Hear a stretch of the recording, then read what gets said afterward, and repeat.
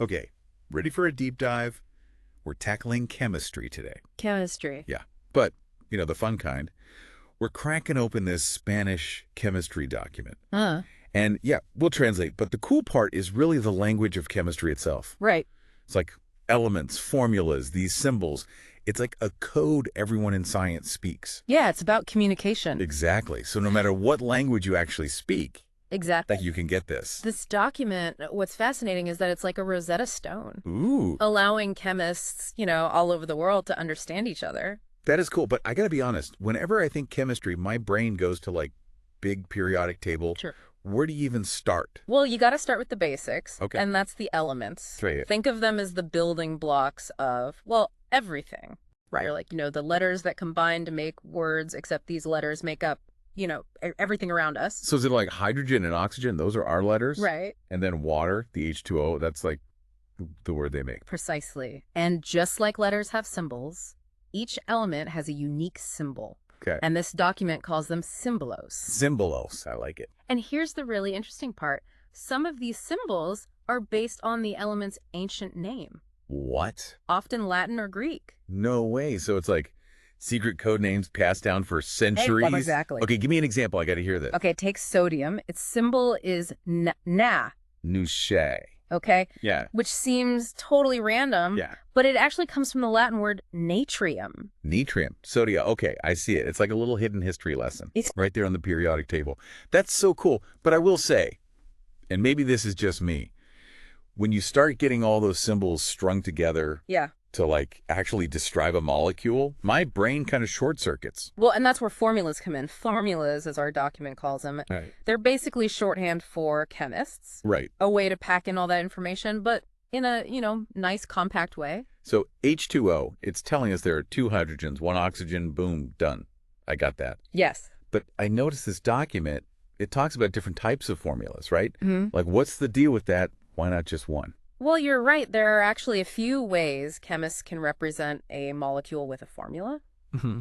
And each way kind of gives us a different level of information. Okay. You've got your empirical formula, Mhm. and this shows the simplest ratio of elements, like CH for carbohydrates. So that's like the most basic recipe just tells you what's in it, not how much. Exactly. Then you have molecular formulas, Okay. and those tell you the exact number of each atom, Okay. like C6H12O6 for glucose, Well, which is a specific type of carbohydrate. so like if the molecular formula is the ingredient list, is there something that's like the actual diagram of the molecule? And that would be the structural formula, like a blueprint, Blueprint. Okay. showing how those atoms connect in space. Okay, so we're getting really specific now, like how it all actually goes together. Exactly. And those diagrams, they're incredibly powerful I bet. because they help predict a molecule's properties, how it'll react with others, basically how it behaves. So we go from basic ingredients to like the actual structure. And that tells us what it does. Exactly. That is wild. It's like realizing there's this whole hidden language that's governing how the world works, but like at the smallest level. It's fascinating. It really is. Okay. Okay, so we've got our building blocks, we've got our blueprints, but how do we go from those formulas to actually knowing what we're looking at? Like, Yeah. how do we name these things? Because that's where I get lost. It's like trying to memorize a phone book in a different language. Slight chuckle. Yeah, I can see that. Right. But the names, they can sound intimidating, but there's a method to the madness, I promise. Okay. And that's what we'll unpack next. So how do we make sense of these names? Where do we even start? Well, this document's great because it lays out these three main naming systems. You've got systematic, stock, and then traditional. Three different ways to say the same thing. Chemistry's got a system for everything, huh? It does. It's all about being precise, right? Yeah. So systematic, that's the most straightforward. Okay, straightforward's good. I can handle that. You just use prefixes to tell you how many of each atom you've got? Prefixes like mono and D and all that. Exactly. Like carbon dioxide, 2 oxygens, di, tells you that right away. Okay, yeah, that tracks. Makes sense to me. What about the stock way then? Stock's more common when we're talking metals. This is where we use those Roman numerals. Ah, Roman numerals. Flashback to high school chemistry. Right. And those numerals, they tell you the metal's oxidation state. Okay, oxidation state. Gonna be honest, that's a term that always trips me up a little. It's basically about electrons. Okay, those tiny things. Yeah, so atoms, they like having a balanced number of electrons. Like everything wants to be balanced, right? Nature's all about that. Exactly. And when an atom, it loses or gains electrons to get that balance, that's oxidation or reduction. And the oxidation state, the Roman numeral, that tells you how many electrons it gained or lost. So it's like a little label that says, hey, this is how many electrons I've swapped around to be happy. Exactly. And that swapping, it affects how it interacts with other atoms, you know? It's all connected like a big dance floor. It is. Now, traditional naming, that's where it gets, well, complicated. a little more, shall we say, historical. Ah, so this is where those end-us and ike endings come in. Precisely. Ferrous, ferric, you know the ones. Those always sounded so official to me, like old-timey scientists would use them. They would. And sometimes still do. But the tricky part is remembering which ending goes with which oxidation state. So it's like you got to know the rules, but also the exceptions to the rule. Exactly. But to really see it, let's take an example, okay? Yeah. How about Phe4i? Okay, Phe, that's iron, right? And Cl is chlorine. So it's like iron and chlorine got together. They did.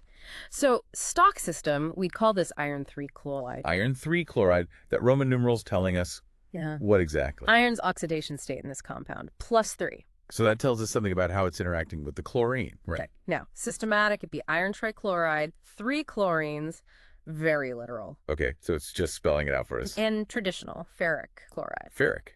Okay, so same compound, 3 totally different names. But each system has its purpose, its logic. It's like learning any language, right? Once you know the rules, you can start to see the patterns. Absolutely. And that's what makes chemistry so fascinating. It's a whole new way of understanding the world. Okay, so we've got our elements, we're figuring out the formulas, even starting to decode the names. What else does this chemistry document have in store for us? Okay, we've covered some serious ground here, from elements to formulas, even how to name these things. We have. But something tells me we're not done yet. Oh, there's always more to uncover, right? Right. So what other secrets does this document have in store for us? What else do we need to know to really unlock this chemical language? Well, up to now, we've been talking about atoms, right? Yeah, the building blocks. Exactly. But now things get a little bit more, well, charged. Oh, Because now we're talking about ions. Ions. Okay, those always sounded kind of mysterious to me. They do have a bit of a mystique, don't they? Ions, as our document calls them. Right, ions, very official. Yeah.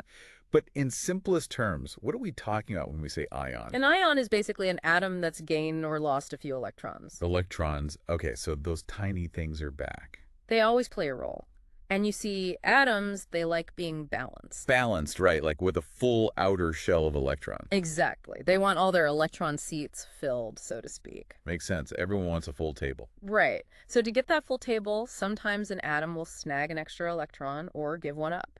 Okay, so it's like musical chairs, but with electrons. That's a great way to put it. Now, when that happens, that atom, it becomes an ion. Because it's got that different charge now, right? Yeah. More or less electrons than it started with. Precisely.